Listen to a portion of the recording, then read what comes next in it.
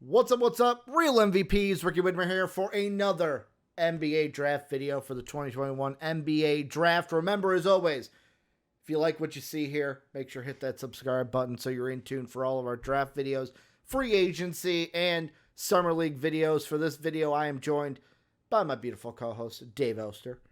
Hey, everybody. Dave, we have the elusive privilege. JD is personally, like, our super fan, not from Boston, but our Boston super fan, is watching this, waiting to see if there will be another Jaylen Brown moment. Oh my God, did they hate the pick so? Well, no, there's not a Jaylen Brown moment. Like, the Celtics had one pick that they took, and that was Johan Bagarin, guard out of France, draft and stasher. Like, I had him pegged to the Pistons because I was like, oh, this is basically whatever team needed a draft and stash. The Celtics were a team that made some moves. Obviously, after the draft, they made moves. They also made one before they made the pick.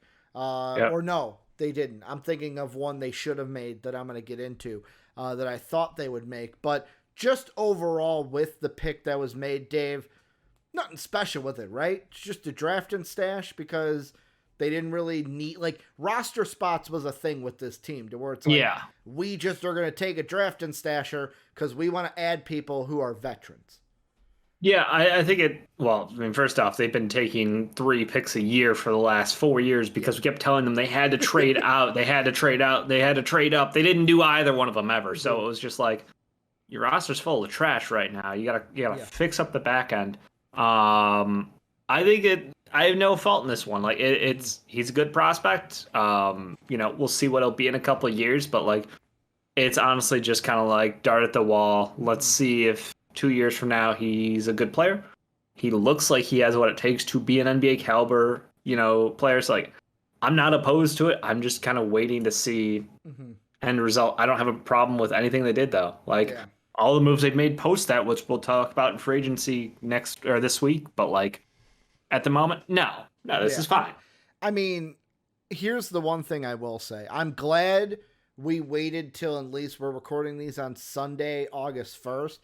I'm glad we waited until the weekend and didn't do these right on Thursday night because I would have had a different opinion, because on Thursday night, the move that I was convinced the Celtics needed to make was Tristan Thompson and a second for Ricky Rubio. I'm like, they need to get Ricky Rubio, who's the guard that everyone is like, oh, he's on the trade market. And then I saw when he got traded to the Cavs, I was like, well, the Celtics missed out. That was a guard. Well, I'm glad we waited until now, because one of the moves that I know it doesn't play into like the actual grade, but it's why I'm not angry anymore, is because, they basically did that same thing, but they sent TT to Atlanta for Chris Dunn.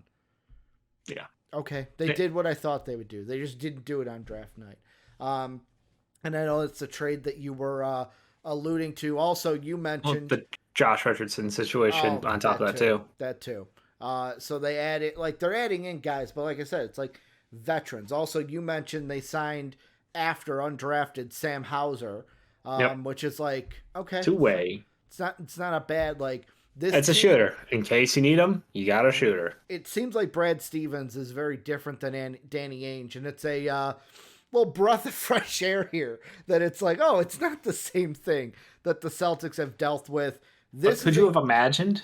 What? Could you have imagined if instead of taking, a draft and stash, maybe take a franchise point guard at 45. Sharif. Maybe take Sharif Cooper at 45. He slid 3 more picks. I mean, I'm just saying, you could have had the best passer in the draft. I get the size question mark, but like, think about the dimes that kid could drop. I'm just saying, like, that would be an ideal landing spot for a true franchise point guard. Yeah, what a steal that would have been. I'm concerned that, like, so like the way I'm gonna kind of relate this to is like how you see in European football, where it's like, we're going to call up the young kid, but we don't have a spot for him, so we're going to put him on loan. They couldn't put Sharif Cooper on loan anywhere. Like, you could have put him in the G League, I guess, but like, No, Do you really he's want him playing in the G League? Like, no, you'd want him, like, people would expect him to be where, like, Begarin, they could basically play over in France another year. We'll yep. be, like, it's basically like what the Bulls did last year with, Marco, where it's like, Marko Simonovic, yeah. Go play overseas, stay overseas. Yep. We'll be here when you're ready for it. Like, yeah, I mean, well, and Begarin's also, like, half a foot taller. Don't get me wrong. I know Cooper's limitations. I'm just being me. Like, I don't want to be mean. This is not me being mean. C+. Like, this is the same thing that I mentioned for another team. Could they have picked anyone that would have made you give them an A? Is there anyone on your board if they... I don't think they could have gotten an A. Okay. I think it was B or C, where, like, the reason I'm giving it a C is, like, it's middle of the road. You didn't fuck up, but you didn't do anything, like, extraordinary. You know what I'm saying? Yeah. Like, it wasn't like if maybe a Jared Butler fell a couple of picks and they took him, okay, maybe that's a B. But, like, there was nothing, like, I don't know if there's anything they could do that could have gotten him an A. How about you? Right. Yeah, I'll go C+. I'm good with C+. I agree. It's a shrug move for me. They didn't seemingly, we don't know. Second round picks are just lottery tickets anyway. You might as well let the guy play overseas and see how he develops out. Yeah, but that's going to do it for our Celtic one. Also, sorry, Celtic fans. This is like JD. This is the Blazers and Bucks, to where it's like, you didn't do much. There's not much to kind of talk about. But hey, the Celtics, they didn't fuck up. At least we're not mad. Can we talk about that? Like, I mean, you're mad they didn't take Sharif, but, like, at least this is not a Jaylen Brown, why did they take him? Grr, like usually what you expect from our brand when we talk about our brand. Dude, we rag on the Celtics a lot, Dave, but Dave doesn't have hatred for the Celtics anymore because he's in OKC now. Kemba Walker's there. Like, Kemba Walker's not on the Celtics, and Dave has nothing to be mad about anymore. That scumbag Kemba Walker. Yeah. You gotta get the whole title in. Kemba Walker. So now you gotta hate the Thunder, right?